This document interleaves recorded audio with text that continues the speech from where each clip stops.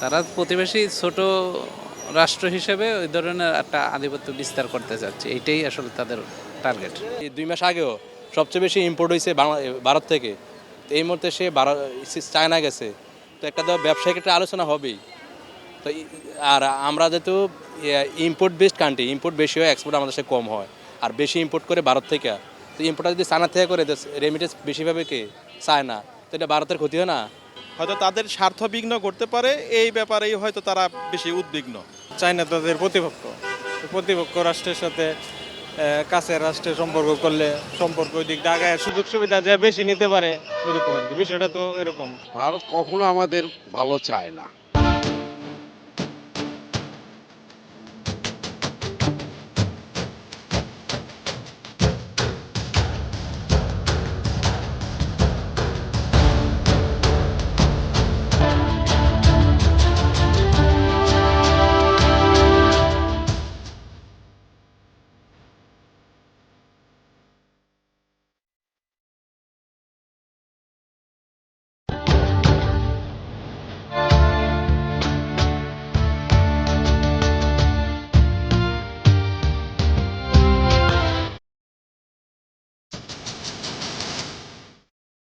দর্শক শুভেচ্ছা, ২১শে টেলিভিশনের নিয়মিত আয়োজন জনতার কথা অনুষ্ঠানে আপনাদের স্বাগত জানাচ্ছি।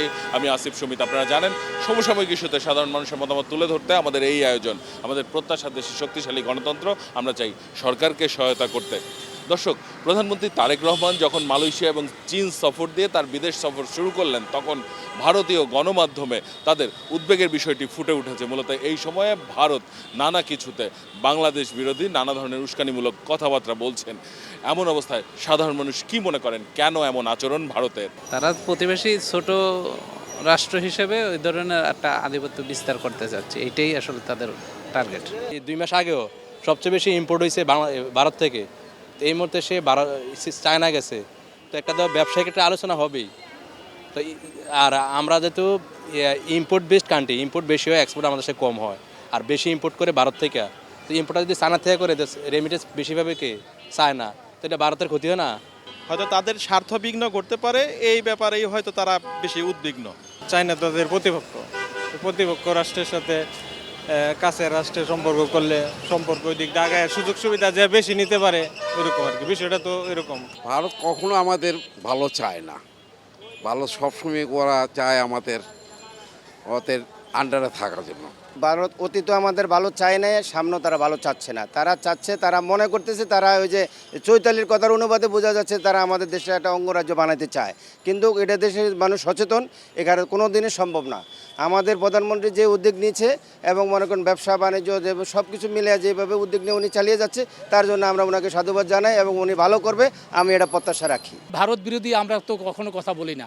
ভারত বিরোধী এটা কারা বলে?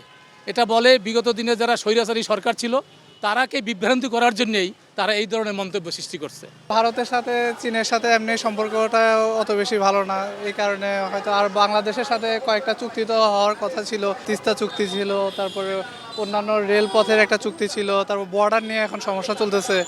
তো এই জন্যে হয়তো বাংলাদেশ প্রধানমন্ত্রী চীনে যাওয়ার কারণে ওদের সমস্যা হচ্ছে আর কি। বিগত 15-16 বছর ভালো সম্পর্ক থাকলেও দেখা গেছে যে ওই যে আমাদের যে পানি চুক্তিটা, ওখান থেকেই তো মমতা ব্যানার্জির সাথে কোনো কিছুই আমাদেরকে তারা সুবিধা নেয়, আমাদেরকে সুবিধা দেয় না।